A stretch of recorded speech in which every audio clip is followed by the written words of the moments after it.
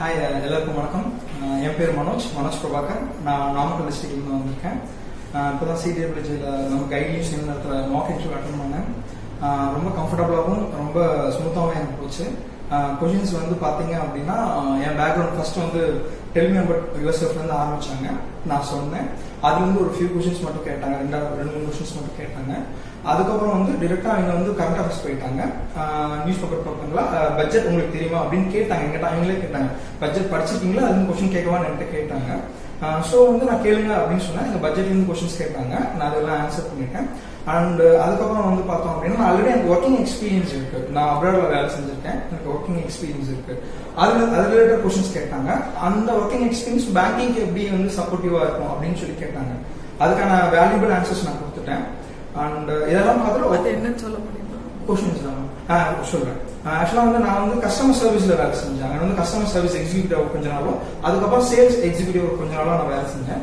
அது பேங்கிங்ல எப்படி ரிலேட்டட் அப்படின்னு சொல்லி கேட்டாங்க. நான் ஆன்சர் பண்ணேன். Like for example customer service பேங்கிங்லயும் இருக்கு. பேங்கிங் சர்வீஸ் செக்டர் இல்லையா, ஸோ அதனால கஸ்டமர் சர்வீஸ் பேங்கிங்லயும் இருக்கு. ஆல்சோ பேங்க்லயும் நம்ம கார்பரேட் செக்டர் நம்ம சேல்ஸ் பண்ற மாதிரி இருக்கும். ஸோ இது ரெண்டுமே எனக்கு ரிலவெண்ட் அப்படின்னு சொல்லி நான் வந்து அவங்க கிட்ட நான் இது சொன்னேன். அப்புறம் அது ரிலேட்டட் கொஸ்டின்ஸ் கேட்டாங்க. லைக் எப்படி வந்து இப்போ வந்து ஒரு எக்ஸ்பீரியன்ஸ் பர்சன் வருவாங்க, இல்லைன்னா வந்து ஒரு நான் எக்ஸ்பீரியன்ஸ் பர்சன் வருவாங்க, நீங்க எப்படி ஹேண்டில் பண்ணுவீங்க, டிப்ளமேட்டிக்கா இருப்பீங்களா, இந்த மாதிரி ரெண்டு மூணு கொஸ்டின்ஸ் கேட்டிருந்தாங்க ஒர்க்கிங் ரிலேட்டடா.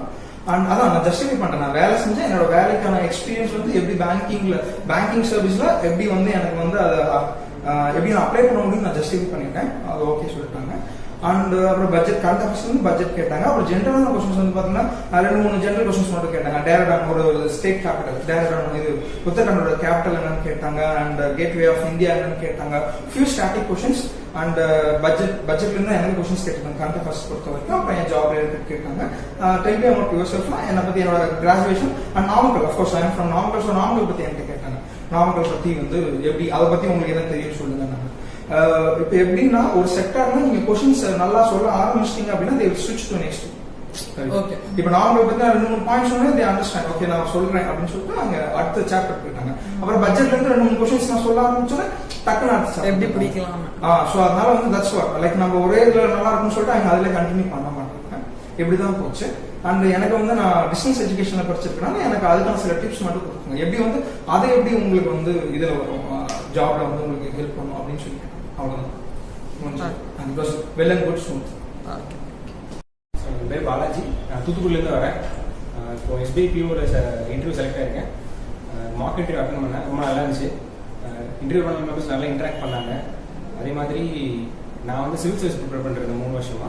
அதை பற்றின டீட்டெயில்ஸ் நிறைய கேட்டாங்க. ஆக்சுவலாக நான் சிவில் சர்வீஸ் பற்றி சொன்னீங்கன்னா அதுக்கான இதுக்கு நீங்கள் ரெடியாக இருந்துக்கோங்க. அதே மாதிரி வேல்யூஸும் கரெக்டாக வந்து பார்த்துக்கோங்க. பட்ஜெட்டை பொறுத்து அவராக இருந்தாலும் பத்தாது. அதே மாதிரி வேல்யூஸும் பார்க்க சொன்னாங்க. அதுக்கப்புறம் இன்னும் கிறிஸ்பா பேச சொன்னாங்க. அவ்வளோ. நீங்க ஏதாவது கேட்டீங்களா? இல்லை, நான் கேட்கல. ஓகே, ஓவரால் உங்களுக்கு எப்படி இருந்துச்சு? நல்லா இருந்துச்சு. எல்லாருக்கும் குட் ஆஃப்டர்நூன். என் பேர் பாலமுருகன். நான் புதுக்கோட்டையில வந்திருக்கேன்.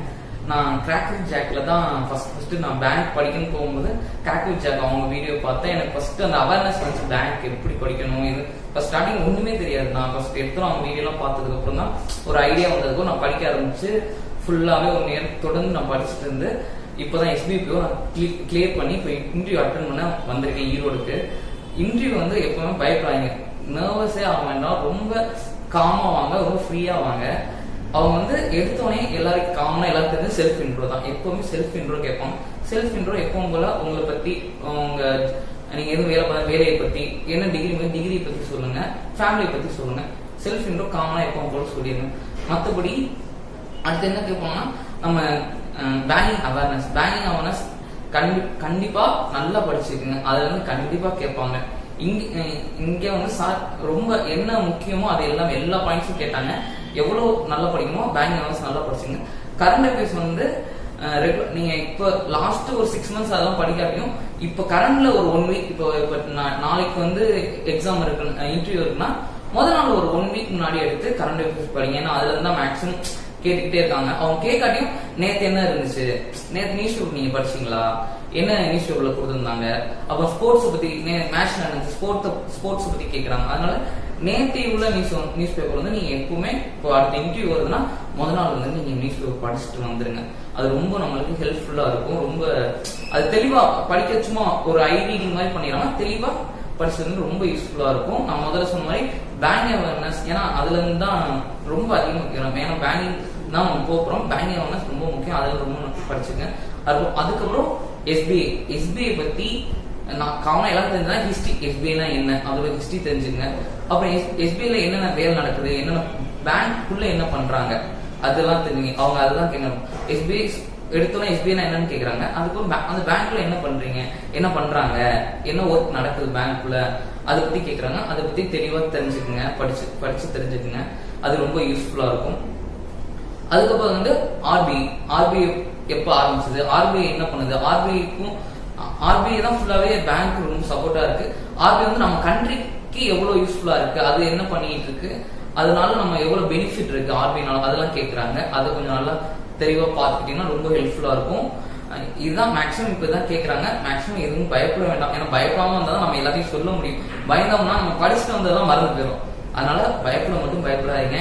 ஏன்னா அடுத்து என்ன சொல்றோம், நான் அது எனக்கு தோணுச்சு, நான் வந்து பண்ணும்போது எனக்கு அதான் தோணுச்சு, ஐயோ நம்ம மனப்பாடம் அதை டக்குன்னு சொல்லிடணுமே அப்படி நினைக்க. அவன் கேட்கறது அப்படி எனக்கு சார் என்ன கேட்க போறாரு, இப்ப என்ன கொஸ்டின் கேட்டாரு, அதை நம்ம என்ன சொல்ல போறோமோ அதுதான் மட்டும் நினைங்க. நான் அப்படி நினைச்சனால நான் ஏற்கனவே ஒரு மார்க் போய் பண்ணும்போது நான் ப்ரிப்பேர் பண்ணதை யோசிச்சுக்கிட்டே இருந்தேன் உட்காந்து. இதை நம்ம சொல்லிடணுமே அப்படின்னு யோசிச்சு அவங்க கேட்ட பதிலுக்கு சொல்லல.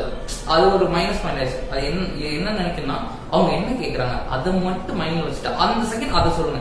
அதுக்கப்புறம் நம்ம அடுத்த என்ன கேள்வி அதை யோசிக்கணும். அவங்க கேட்கும் போது ஐயோ நம்ம படிச்ச கொஸ்டின் என்ன இதுவா இருக்கும்னு நினைச்சா அந்த ஆன்சர் நம்மளால பதில் சொல்லவே முடியாது. அதனால அவங்க என்ன கேட்கறாங்க நல்ல கேள்வி கேட்டுக்கிட்டு நீங்க பதில் சொன்னா ரொம்ப கரெக்டா இருக்கும். மற்றபடி ரொம்ப இங்க மார்க்கிங்லயும் அப்படிதான் ரொம்ப ஹார்டா எப்படி சொல்றது, ரொம்ப ஸ்ட்ரிக்டா அவங்க வந்து இதை சொல்லுங்க அது அப்படின்னு அவங்களும் ரொம்ப காமா இதை சொல்லுங்க கரெக்டா சொல்லுவாங்க தான் சொன்னாங்க. அப்படிதான் இருக்கும். ஃப்ரீயா இது பண்ணிக்கோங்க, நல்லா பண்ணுங்க எல்லாருமே. All the best.